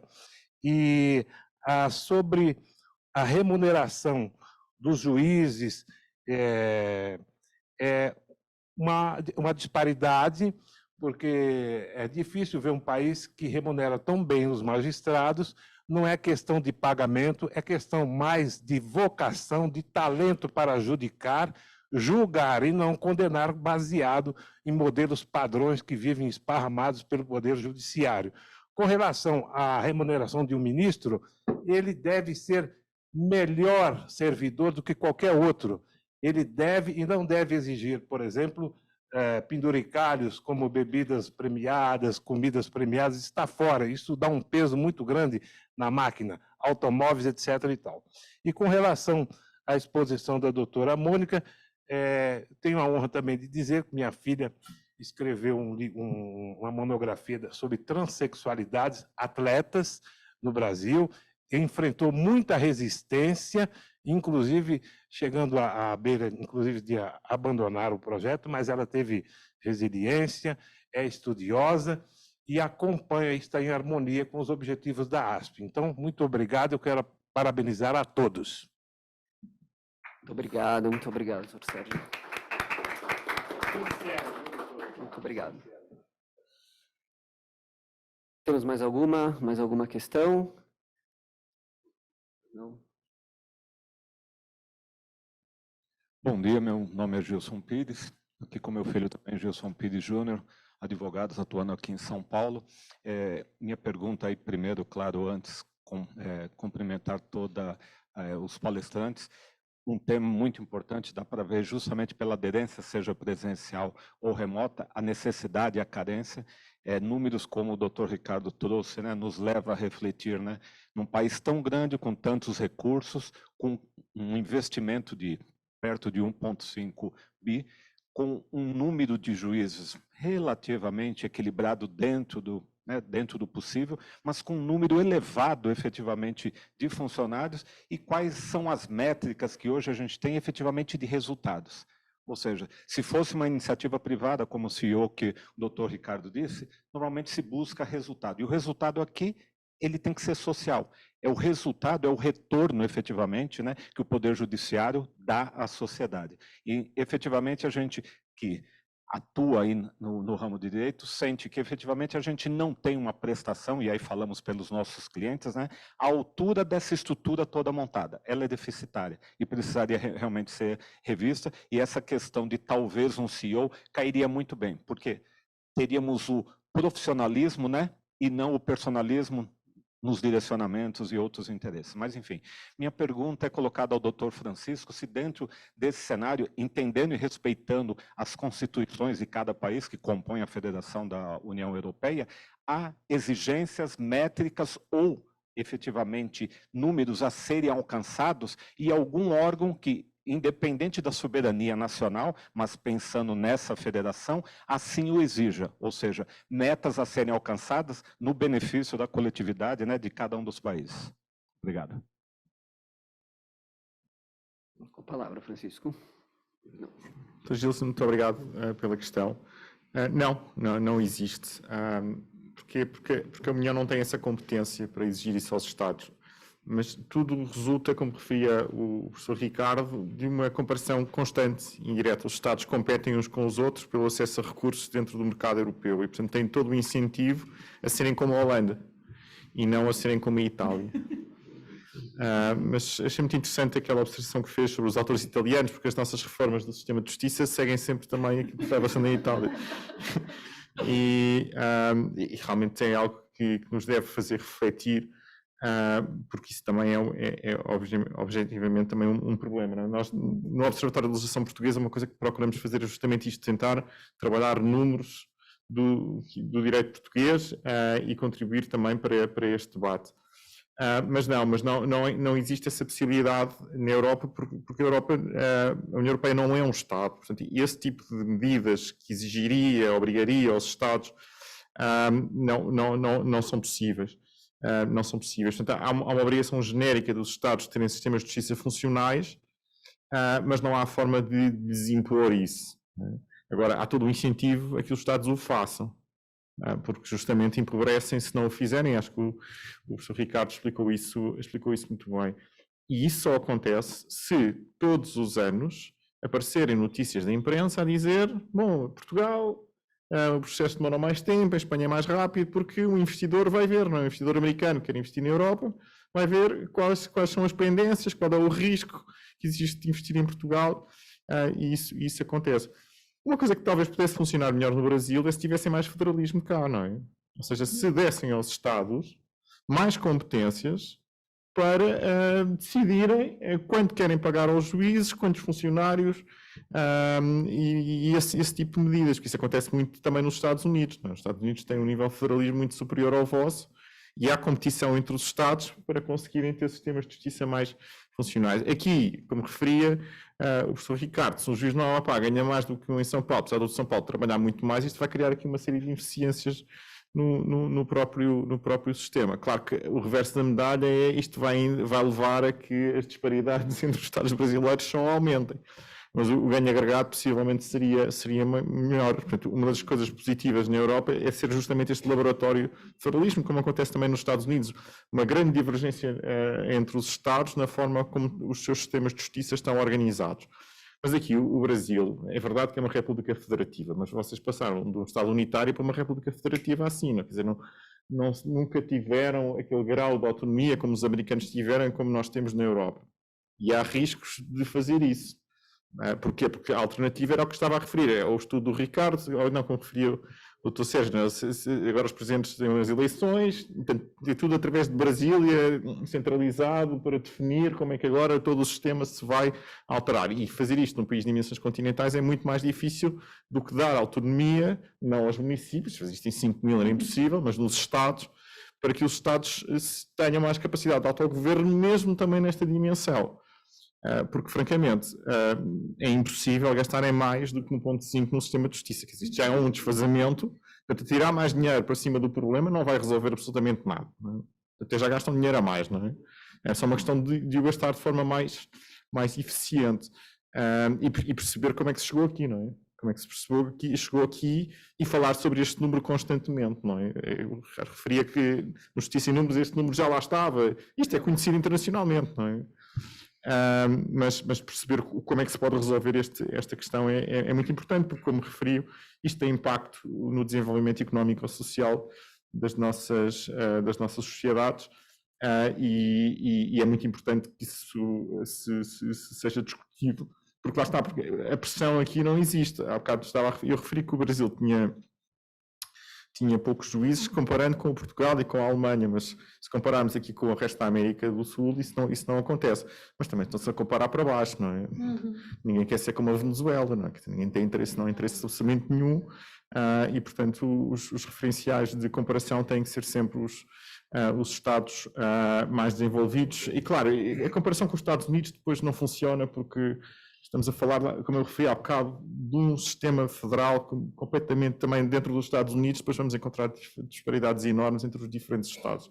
E, portanto, isto é um debate que tem que ser feito, não há aqui soluções milagrosas, isto é um outro aspecto. Não é? Agora, se não discutirmos o problema, se não conhecemos o problema, dificilmente encontraremos soluções boas para o mesmo. Bom, em razão do nosso horário aqui, eu vou fazer o seguinte, eu vou passar a palavra para considerações finais aqui, pela ordem, para o Ricardo, Mônica e Francisco. Por favor, Ricardo. Bom, mais uma vez agradecendo, só deixar na verdade, o que eu fiz, assim, meu estudo foi bastante simples, né, e a metodologia utilizada foi a mais simples possível. O relatório da Comissão Europeia, ele foi traduzido, foi explicado, assim, a metodologia, como que os dados são coletados, como que os dados são tratados, quais são os países participantes e como que eles se inserem nessa sistemática. Então, o relatório tem alguns capítulos específicos, um deles é informação para gestão, que é justamente isso, a gente não consegue andar se a gente não tiver dados, mas o 90% do trabalho é a tradução do relatório com a inserção de dados brasileiros. Então, aqueles gráficos ali, eles existem no relatório original, naquele formato, e aí eu coloquei lá, substituí os gráficos, colocando o Brasil ali como um observador, né, na figura de um observador, como já existe hoje Israel, Marrocos, Cazaquistão e alguns outros. Então, ele é basicamente isso, assim, é bem simples desse ponto de vista, e a contribuição é justamente nesse sentido para chamar atenção para alguns dados. E é isso, assim, não há milagre e nem há uma forma específica de se fazer, de se operar uma determinada mudança ou de se obrigar o determinado país a agir daquela forma. Só que aquilo ali gera pressão, né? Se sai um número desse na imprensa lá de Portugal, cai ministro, né? Tem uma série de consequências, principalmente políticas, por exemplo, também da não observância de uma determinada política pública que deu muito certo em um determinado país. Fala, bom, mas por que não vai aplicar? Mas por que não vai aplicar? Né? No primeiro ano se discute, no segundo ano já quase que o senso comum impõe a adoção daquela medida. Então, é basicamente isso e é nesse sentido que a gente buscou colaborar. E permite que as decisões sejam tomadas com fundamento. Claro, essa questão é justamente essa, porque assim, se aquele, né, se um determinado estudo indica para um determinado sentido, qualquer decisão num outro sentido, ela precisa ser falada, mas por que essa decisão não foi naquele sentido que se indicou? E é isso, assim, e que haja consequências, né? Obrigado, Ricardo. Já vou passar então aqui para a Mônica para as considerações. Eu queria agradecer, eu queria também fazer um comentário, pegar a sua pergunta para dizer que eu não falo só de gênero, né? Se a gente pensar que obviamente, que o Amapá e São Paulo são estados, né, com muitas diferenças e desigualdades, a gente pode pensar, não, mas se a gente fizesse uma coisa mais flexível no sentido, por exemplo, do salário dos juízes, né, a gente teria maior desenvolvimento dos estados grandes e um menor desenvolvimento dos estados menores e mais pobres. Ou não, porque a justiça, por exemplo, ela recebe um orçamento considerável em todos os estados.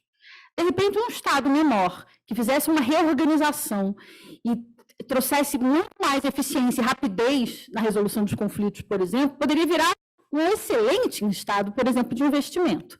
Então, a gente também pode pensar nisso como oportunidade. Obviamente que precisa tomar cuidado, tem que organizar para garantir o Estado de Direito, né, os direitos fundamentais. Agora, é uma possibilidade de a gente sair um pouco da caixinha e pensar como que regionalizar, às vezes, também pode trazer benefícios nesse processo.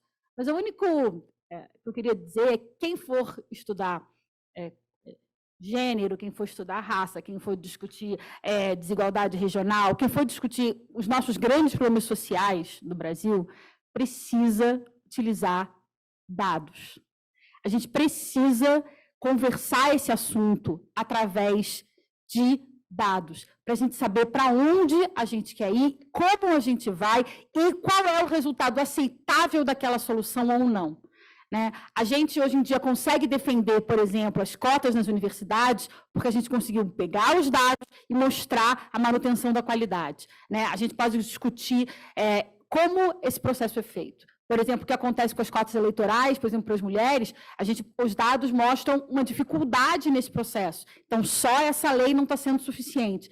Isso nos ajuda a construir saídas. Então, quem vai pesquisar sobre isso, quem gosta desse assunto, precisa ter carinho com os dados, né? Não falando mal aqui dos professores italianos, né? Não falando mal dos professores portugueses, dos alemães, mas é claro que a teoria é muito importante, é claro que ela, né, constrói e desenvolve as nossas práticas, inclusive, mas nós precisamos trazer para o direito os dados, a realidade, né, o comparativo, e isso vai nos ajudar a produzir política pública, legislação, resolução, relação bilateral muito mais produtiva e de muito melhor qualidade. Então, esse é o meu recado. Muito obrigado para a arte, espero que seja a primeira de muitas atividades agora no retorno pós-pandêmico dessa relação com o EDP. Obrigada, gente. Muito obrigado, Mônica. Sem mais delongas, já passo aqui para o Francisco, para as suas considerações finais aqui, Francisco. Muito obrigado. Muito obrigado pelo convite, foi um gosto estar aqui. Só uma última nota, né? O Ricardo referiu, bom, não fiz nada de especial, isto era bastante simples, mas a verdade é que ninguém tinha feito. E, portanto, e isso é um mérito extraordinário, não é assim tão simples, mas é um passo importante e aqui fica uma palavra de reconhecimento e de estímulo para que publique rapidamente, para que possa ser discutido e, quem sabe, organizarmos aqui um congresso à volta do seu estudo. Eu viria com certeza. Muito obrigado. Obrigado, Francisco. Fazemos os mesmos votos aqui, Francisco, que seja em breve publicado. Agradeço demais aqui, então, ao Ricardo Geraldo Rezende Silveira, à Mônica Sapucaia Machado e ao Francisco Pereira Coutinho pelo produtivo aqui, excelente painel. Muito obrigado. Também agradeço aqui ao nosso parceiro e DBP, a EMAG e Observatório de Legislação Portuguesa. Muito obrigado e declaro aqui encerrado os trabalhos. Obrigado a todos e boa tarde.